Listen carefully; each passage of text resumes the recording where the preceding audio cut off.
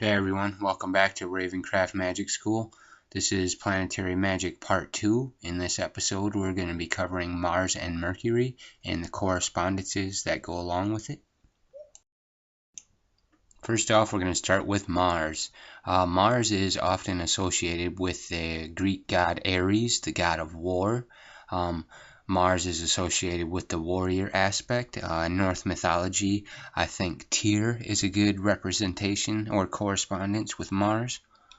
The colors that you can use for candle magic or planetary magic as well is red or orange. Mars is also called the Great Motivator, or someone who causes change. To cause change, to move or be destroyed. But it's a necessary destruction, to make room for the new things. You have to get angry with the way things are and change them to make things better. That's kind of what Mars represents, that aggressive behavior. The zodiac symbol that represents Mars is shown on the screen here. It's, the symbol that's used to represent the male, to separate the male and female symbols. The female is almost the same, but it almost looks like an upside down cross with a circle. This is the masculine energy, or the masculine zodiac symbol for Mars.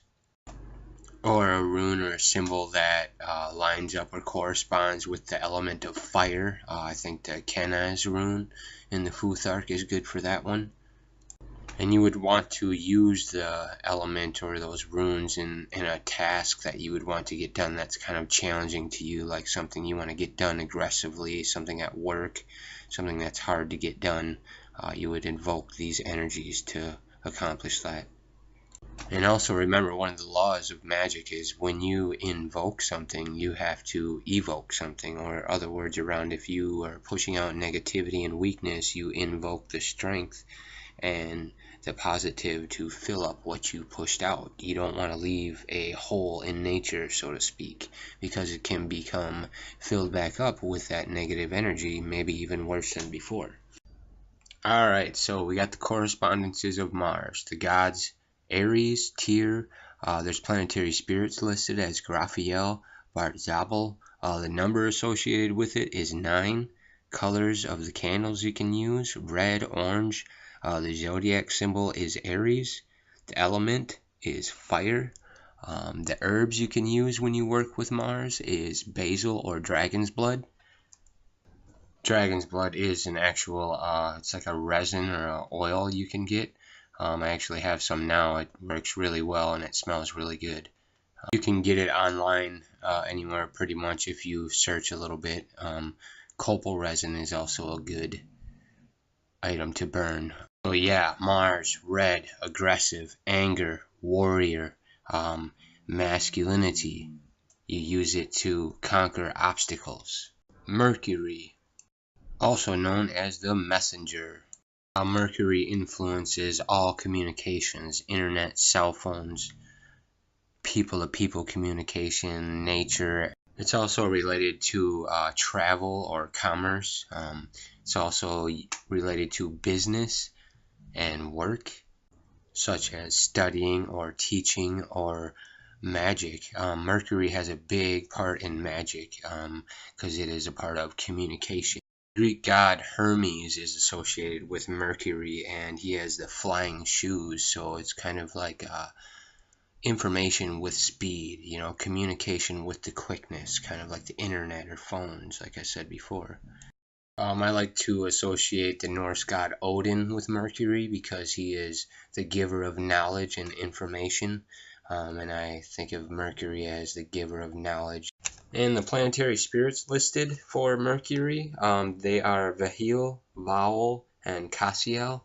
I'm not too familiar with the planetary spirit aspect. You're going to have to do a little bit of your own research on those. I'll post the names actually on the screens here so you can kind of look them up yourself, but I think you might be interested in those as well.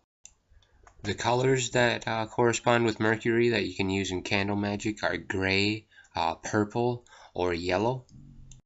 The zodiac associations of Mercury are Virgo and Gemini.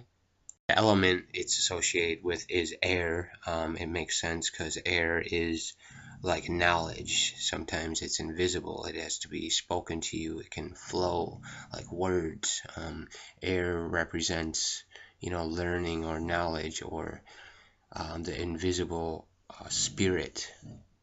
The number that's associated with Mercury is the number 5. Another symbol or rune I like to associate with Mercury is the Ans rune, the rune that's associated with Odin as well. It's knowledge or inspiration or the breath of Odin. You can also look that up too. It's the Futhark rune Ans. As well as the zodiac symbol, you can use that to inscribe on whatever it is you're working with, your charm or your candle. Another reason why Mercury is pretty powerful and magical working. Also, the number 5, it corresponds with the pentagram, in which you can work magic. The pentagram allows you to invoke energies and evoke energies, as something like a triangle can only contain an energy. Once you add points to it, like a pentacle or pentagram, you can effectively work magic, in completion. So I guess 5 would represent completion of magical working. And also the god Hermes, his name Hermes is in the name for the Hermetic laws, which are the basic laws of the workings of magic. So that's an interesting fact as well. Alright, so we went through the influences and correspondences for Mars and Mercury. And the point of all this is to get you to understand each planet and the influences they have on you. So once you understand the planets, then you can start to read an astral chart. The astral chart is very confusing when you first look at it, but this is the first step in learning how to read it. Once you learn the planets and the symbols and what they mean, it will be a lot easier to read this chart. I'm going to do a video showing the astrological chart and all the houses and different parts of it later on. But right now we're just focusing on the planets and the meanings and what you're going to do with them. So what you do is you take all the correspondences I listed for you in this video, the color, you get your candle. Say you're doing Mars. There's also planetary hours and certain days that you work with these planets. I have those listed on my Facebook page, but I know Mars is Tuesday and Mercury is Wednesday. And the planetary hours, that's something you're going to have to look up too. It changes for each day. It's basically the hour at the time that the planet is in the sky and is most easily worked with or most effective. But what you do, you get your candle, you inscribe it, your color, your symbol. You can inscribe it with your God symbol or the zodiac symbol. You think about your problem or the thing you're doing your spell for, the thing you want to get accomplished. You think about that while you're inscribing your candle. You get your herbs that correspond with that. You can get a little herb burning tray and crush some dried herbs up, the herbs that correspond with them, and burn them while you light your candle and meditate. So you just basically inscribe your candle, put your intent and your will into it, think about your problem, and you wait for that planetary hour to come by.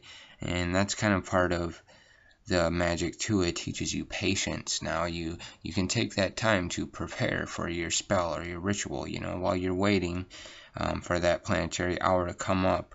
I believe there is 2 in the morning and 2 at night, so you have a couple chances to get it done. It's not just one chance a day. While you're waiting for that time to come up, you plan and you think about how you want to do it. You get all the colors and the herbs and the items or any pictures or anything that relates to it. The more that you can correspond with this and put together, the stronger the intent is. You're building the energy of it by adding more items to the work.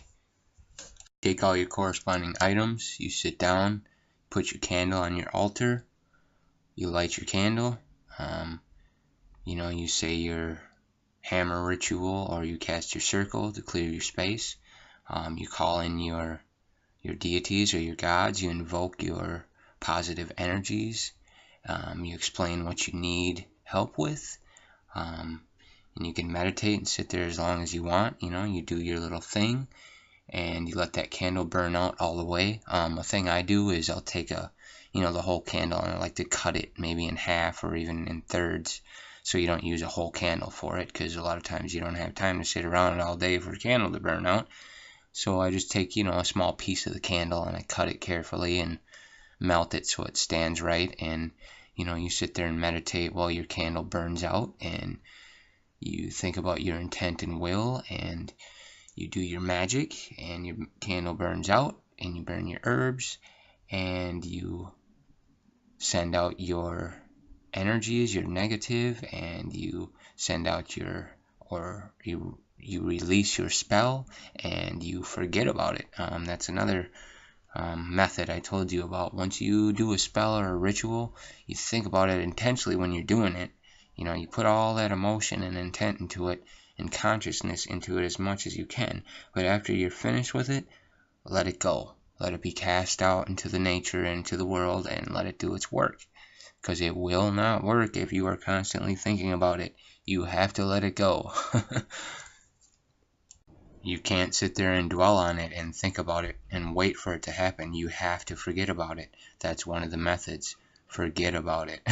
Even though it's pretty hard sometimes, you just have to cast your intent strongly, and once it's sent out and finished, you forget about it and you go on with your day.